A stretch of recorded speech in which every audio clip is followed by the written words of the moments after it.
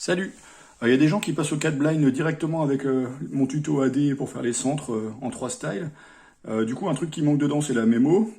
Donc je vais faire un tuto vite fait sur la mémorisation en 4 blind. Alors c'est plutôt orienté 3 styles, il y a des trucs qui sont pas obligatoires, en U2 notamment. Mais bon, U2 c'est nul, donc on s'en fout. Donc c'est parti. Je suis en SPEFS et mon buffer est en A, donc en haut ici. Donc les bases, alors qu'est-ce qui va se passer? En fait, on va avoir des pièces qu'il va falloir qu'on envoie à leur place. Donc pour les mémoriser, en fait, on va les envoyer ici, mais on a plusieurs possibilités. Donc par exemple, mon buffer, il est rouge ici, je peux l'envoyer ici, en M, ou en O, ou en P. En fait, ce qu'on va faire, c'est qu'on va remplir les faces dans l'ordre alphabétique. Donc celle-là, si c'est la première rouge, je vais l'envoyer en M. Si celle-là, je l'avais déjà utilisée, je vais l'envoyer en O, puis en P. Donc on va remplir les faces au fur et à mesure comme ça. Ça, c'est une grosse différence avec le 3 blind, c'est qu'au 3 blind, une pièce, elle a qu'un seul endroit où elle peut aller. Là, il y a plusieurs endroits où elle pourra aller. Et d'ailleurs, ça va nous permettre d'améliorer des choses un peu plus loin. Il y a une particularité, c'est sur la face en haut, U, parce que ici j'ai mon buffer. Donc quand je vais récupérer une pièce blanche, donc imaginons que je suis arrivé là, j'ai récupéré du blanc. Si je le renvoie ici, je vais avoir un cycle break. On va pas faire ça en fait. Ce qu'on va faire, c'est qu'au lieu de commencer dans l'ordre alphabétique à A pour la face du haut, ici on avait fait M, N, O, P, mais N était déjà pris. La phase de dessus, on va commencer par B, puis C, puis D, et à la fin seulement, on va aller en A. L'intérêt, c'est que du coup, le cycle break, il va être retardé au maximum. Donc peut-être qu'on n'aura pas le cycle break grâce à ça, mais en tout cas, on a des chances d'en avoir moins. Donc la phase A, c'est particulier, c'est alphabétique, sauf qu'on commence par B au lieu de commencer par A. Alors du coup, c'est un peu plus dur que pour le 3 blind, parce qu'il va falloir se rappeler ce qu'on a déjà mémorisé. Donc pour ça, en fait, vous avez 6 faces, donc vous pouvez mettre les doigts en disant, par exemple, ici j'ai déjà fait B, du coup je mets mon doigt sur B, et puis ensuite je mets un doigt ici, un doigt derrière, un doigt là, etc. Et comme ça, au fur et à mesure, on peut se rappeler quelles sont les pièces qu'on a déjà fait. Donc ça se fait bien. En pratique, il n'y a pas énormément de pièces à mémoriser. En général, on va être à 16 lettres, quelque chose comme ça à mémoriser, donc on arrive assez bien à se rappeler d'où on en est. Une chose qui va être spécifique à la mémo des 4 centres aussi, c'est la façon dont on fait les cycle break. Quand on va faire un cycle break, on va forcément changer de face. Alors pourquoi forcément? En fait, en U2, je pense pas que c'est nécessaire, mais j'ai déjà dit U2 c'est nul, donc on va pas en parler. Quand on est en 3 styles, en fait, les commutateurs qu'on va faire, ils vont toujours impliquer le buffer et ensuite 2 pièces qui vont être sur des faces différentes. Alors il peut y avoir une pièce sur la face du haut avec le buffer, mais en tout cas les 2 pièces qui sont pas le buffer, elles vont pas être sur la même face. La raison pour laquelle on fait ça, c'est qu'en fait, pour la plupart des commutateurs, en fait, si on doit envoyer une pièce sur une face, on va pas envoyer celle qu'on remplace sur la même face, parce qu'a priori, la première était déjà résolue. Donc en fait, tous les commutateurs qu'on va apprendre, ça va être des commutateurs entre le buffer et 2 pièces qui sont pas sur la même face.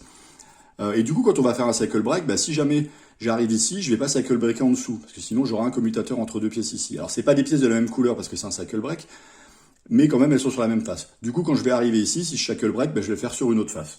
Donc ça, c'est une petite contrainte spécifique à 3 styles et à AD. Et donc pour finir, quand il va falloir savoir si on n'a pas oublié de pièces, on va pouvoir compter comme en 3 blind pour les arêtes, les coins, etc. Là, on a 24 pièces sur les centres, 4 par face. Donc il y en a 20, on va faire en fait 23 permutations. Si jamais il y a des pièces qui sont résolues, on va les enlever. Et s'il y a des cycles, on va les rajouter. Donc typiquement, on va souvent avoir 7 pièces qui vont être déjà résolues. Ça, on va le voir juste après quand on va regarder l'orientation. Donc 23 pièces moins 7 déjà résolus, ça va nous faire 16 pièces à corriger, et donc on va avoir probablement 8 commutateurs à faire. Des fois un peu plus, parfois un peu moins, mais c'est rare. Mais voilà, c'est l'ordre d'idée. Donc.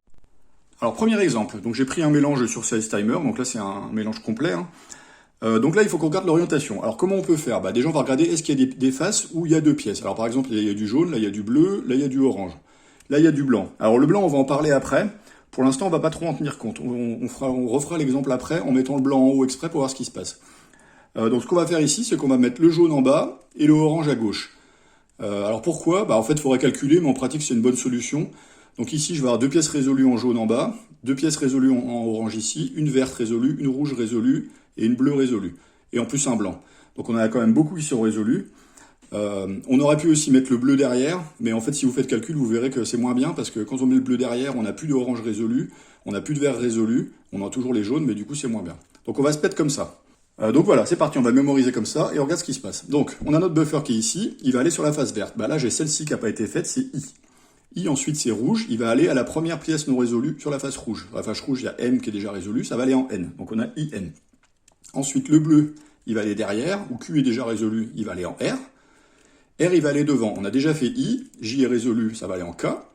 K, il va aller en bas. Il y a déjà U qui est résolu, on va aller en V. Ensuite, V, il va aller ici. On a déjà fait N, on va aller en O. O, il va aller en L, parce que c'est la seule qui reste ici. L, il va aller en F, parce que E est déjà résolu. F, il va aller en S ici, qui va aller en B, c'est la première blanche qu'on résout, on ne l'envoie pas dans A, on l'envoie dans B d'abord. B, il va aller en P, qui va aller en P, deuxième lettre blanche, elle va aller en C. C va aller en G, qui va aller en W. Et on tombe sur une pièce blanche, donc on a bien terminé en fait. Donc là, on pourrait calculer le nombre de pièces résolues qu'il y avait au début. Il y avait une blanche, deux oranges, ça fait 3. Une verte, ça fait 4. Une rouge, ça fait 5. Une bleue, ça fait 6. Deux jaunes, ça fait 8. Il n'y a eu qu'un seul cycle. C'était un peu fait exprès pour le premier. Donc, 8 lettres résolues, ça fait qu'il reste 15 pièces à corriger, plus le buffer. Donc ça fait 15 lettres, et en fait, c'est ce qu'on a trouvé dans la mémorisation. Donc on est bon. Du coup, on va refaire le mélange, mais avec une orientation où le blanc est plus résolu. Donc là, en haut, on va pas compter le buffer, parce qu'il n'est pas vraiment résolu, vu qu'il va falloir le prendre et l'envoyer ailleurs. Là, on a un blanc qui est résolu, c'est le B. Ici, on a 2, ça fait 3, 4, 5, ici 0, et là 6. Alors, c'est pas génial, donc on n'aurait pas choisi ça en pratique, mais c'est pour l'exemple. On aurait pu se dire, il y a déjà un blanc en haut, c'est cool. Et donc maintenant, on va mémoriser en partant de là. Donc mon buffer, il est blanc, bah du coup, il faut que je l'envoie ailleurs. Je l'envoie ailleurs où? B, il est déjà résolu, donc je vais l'envoyer en C, qui est la lettre suivante. Ensuite, C va aller derrière, il va aller en Q. Q, il va aller en blanc. On a déjà B qui est résolu, C, on l'a résolu, on va l'envoyer en D. D va aller en J. Ensuite, J va aller en M, qui va aller en R, derrière ici. Ensuite, R va aller en U. J'en suis où? Ah non, R va aller en U, pardon. R va aller en U va aller en N, pardon, qui va aller en K, qui va aller en G, qui va aller en S, qui va aller en V, qui va aller en L, et alors là, on est retombé sur le buffer, donc cycle break. Alors ici, est-ce qu'on a tout résolu? Bah là, il faut regarder en fait, il faut regarder combien on a trouvé de lettres. Pour l'instant, on en a 13. On sait qu'il y avait 6 pièces qui étaient résolues, si je m'abuse. Donc ça veut dire qu'il y a forcément au moins 17 lettres. 23 moins 6. Donc 13, il en manque. Donc ça veut dire qu'il y a des pièces qui ne sont pas résolues. Donc on va regarder un peu. Donc là, si vous avez vos doigts sur les lettres, vous pouvez voir en fait. Parce que ici, par exemple, sur cette face, on saurait qu'on en est à N. Et que du coup, O n'a pas été résolu. Donc O, on va commencer enfin un cycle break là. Donc tout à l'heure, j'avais fini sur L. Je recommence en O. Cycle break sur une face différente. O, il doit aller en T, qui revient en O. Bon, on en est à 16 lettres, donc on n'a toujours pas assez. Donc il doit rester encore un cycle. Bah, pareil avec mes doigts, je vois qu'ici, il y avait E, F, on a fait G, par contre on n'a pas fait H. H, il doit aller en X, qui doit retourner en H. Donc la mémo, c'est un grand cycle de 13 lettres, puis un cycle de 3 pour inverser O et T, puis un cycle de 3 pour inverser H et X. Donc c'est pas génial, parce que du coup on se retrouve avec 19 lettres. En termes d'algo, quand on fait 3 stalls, c'est 10 algos du coup.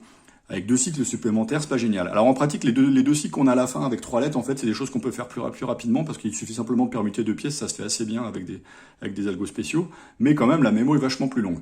Donc là, on voit 2 choses. D'une part, la mémo varie énormément d'une orientation à l'autre, notamment les cycles peuvent être complètement différents. Tout à l'heure, on avait un seul cycle, là, en fait, on en a 3.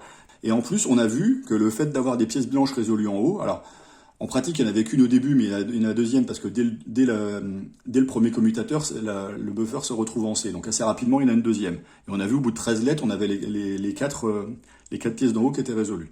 Donc avoir des pièces blanches en haut, c'est pas génial. Donc moi, ce que j'avais dit au début pour AD, que j'aimais pas avoir les pièces en haut, depuis c'est plus vrai parce que maintenant j'ai des nouveaux commutateurs pour les gérer. Donc c'est quelque chose qu'il faut quand même éviter.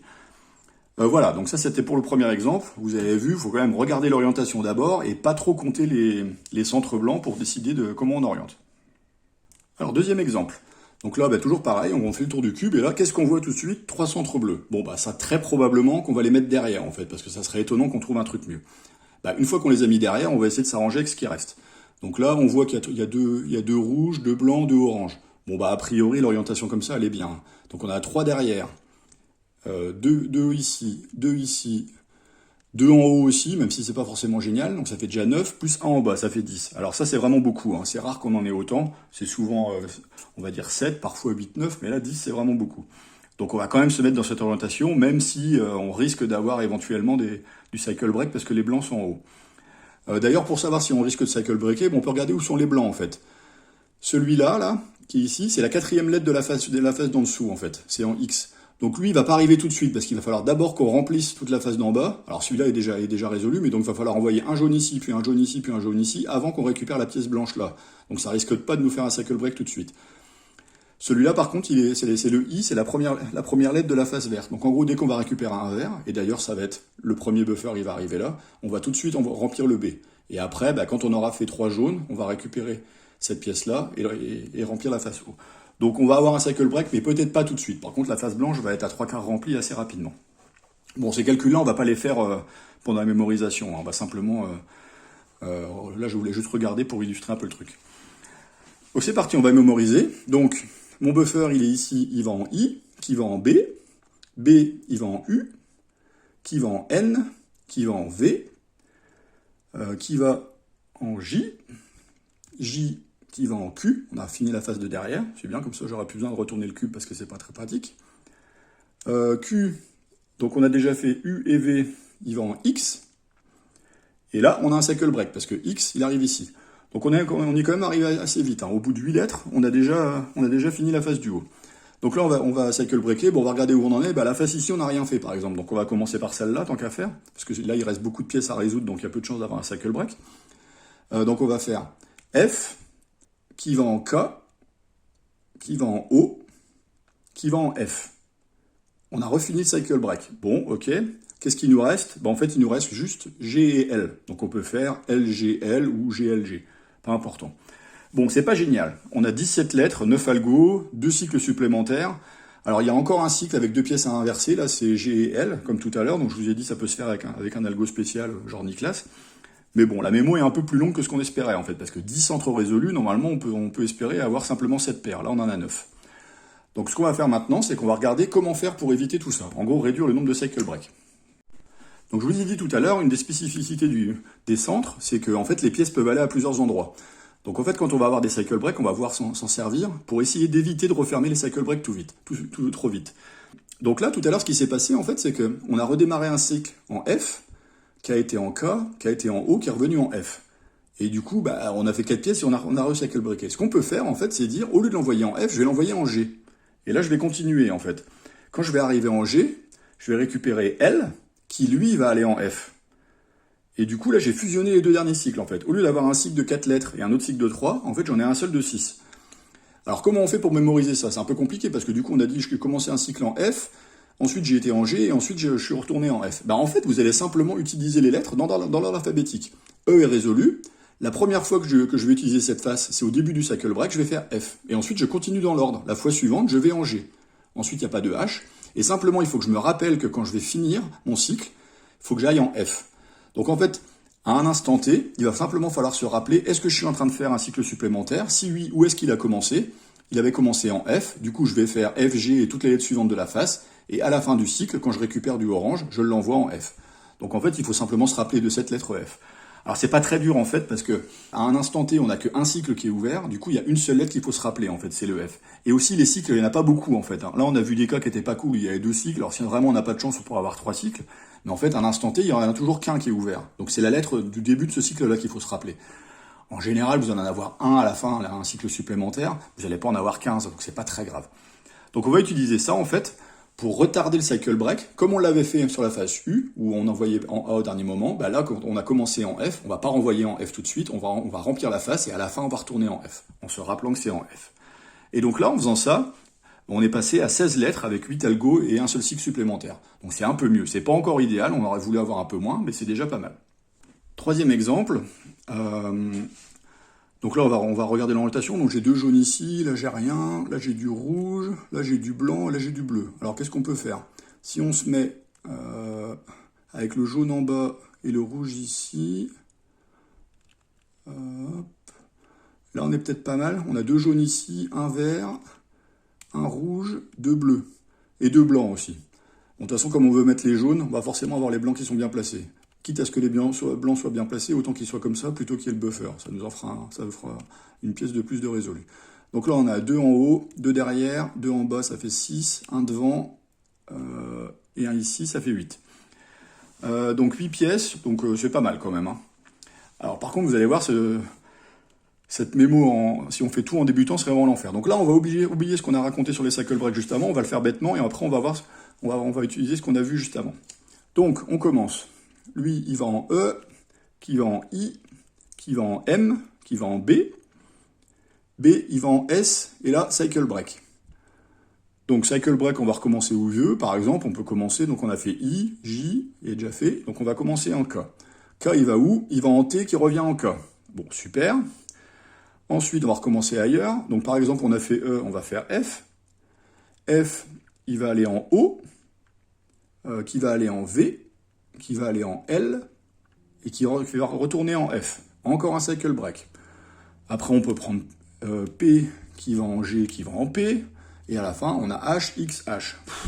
Donc là, vraiment, exemple pas cool, on a en fait 4 cycles supplémentaires, dont 3 cycles qui font juste de permutation de 2 lettres, c'est vraiment pas génial, quoi. Donc on espère avoir 15 lettres, vu qu'il y avait 8 pièces résolues, puis en fait, on en a 17. Donc c'est vraiment pas fou.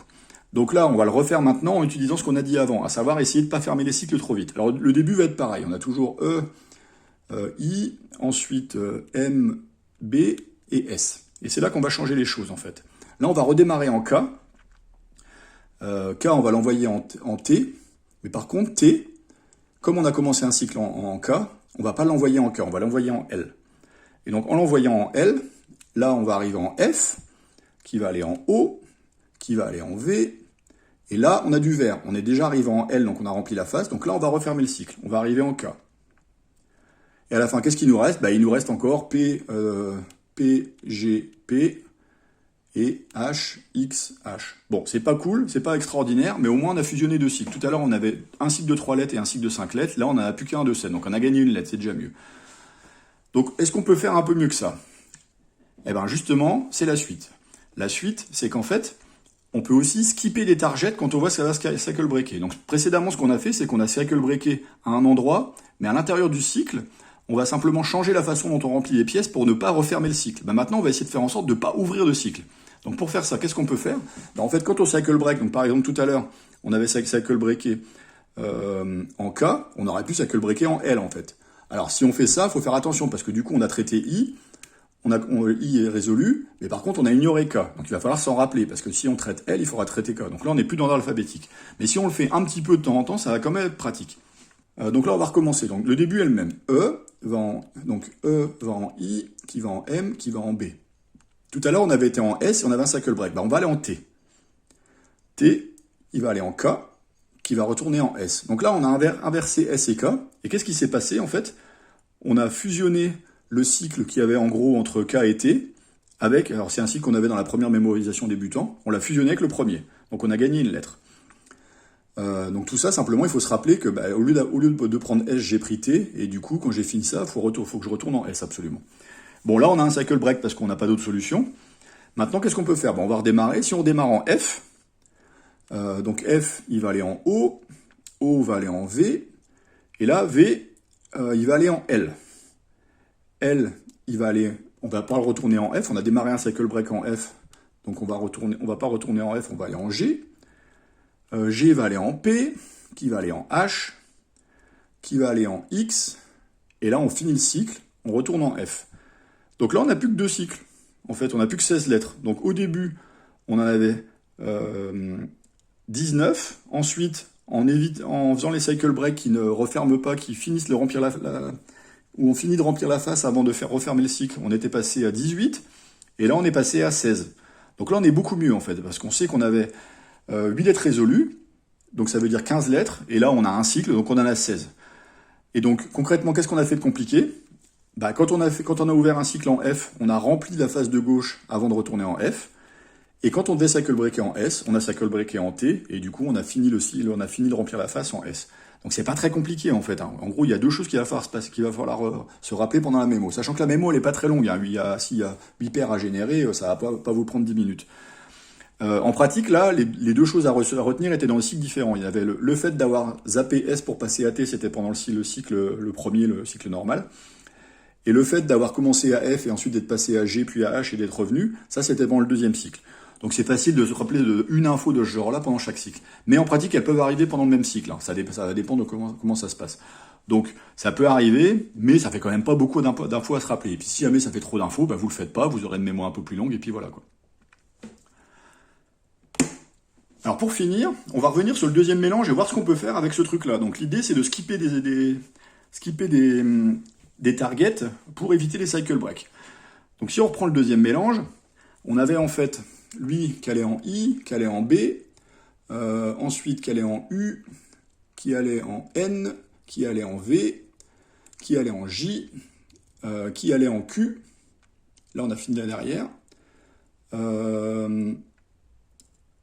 Qui va en X. Et donc là, on a X. On remplit la face ici, donc c'est un cycle break. Donc qu'est-ce qu'on pourrait faire? Bah, on pourrait ne pas aller en X. Mais en fait, on peut pas là, parce que X, c'est la dernière pièce de la face. Donc on peut pas dire je skip X et je fais une autre. Les autres, on les a déjà remplis. Donc on peut pas changer X. Donc du coup, bah, qu'est-ce qu'on pourrait faire dans ce cas-là? Si vraiment on a envie de faire ça, bah, faudra dire bah, comment je suis arrivé en X? Bah, c'est parce que j'étais en Q. Du coup, on pourrait dire je vais pas en Q. Mais là, même problème. Je peux pas aller en Q, la face est déjà pleine. Donc en fait, il faut regarder qu'est-ce que j'ai récupéré pour aller en Q. C'était en J, c'était le bleu qui est là. Donc en gros, ce qu'il aurait fallu faire, c'est dire quand je suis arrivé en J, je vais pas en J pour ne pas aller en Q, pour ne pas aller en X. Et à la place, je vais en K. C'est un peu compliqué à calculer, ça peut se faire, mais bon, c'est pas génial. Donc vous voyez, en fait, le fait de skipper des targets, bah, c'est pas toujours possible. Il y a des cas où on va être embêté. Alors c'est possible en faisant du backtracking pour revenir en arrière pour savoir ce qu'il aurait fallu skipper avant si on peut pas skipper plus tard. Est-ce que ça vaut le coup? Je sais pas, parce que si c'est pour passer 30 secondes à faire une mémo plus compliquée, alors la mémo sera pas plus compliquée, c'est simplement qu'on va skipper une lettre au lieu de skipper une autre dans la mémo, donc on va simplement changer la suite. Par contre, on va passer du temps à revenir en arrière et tout ça, donc à mon avis, ça vaut pas le coup. Hein. Donc vaut mieux faire une mémorisation rapide en appliquant des règles, toutes les règles précédentes que j'ai appliquées quand elles sont simples, et puis voilà, ça suffit quoi. Voilà, il reste plus qu'à appliquer ça, et puis après vous pouvez faire les centres et puis faire du cat blind. Salut!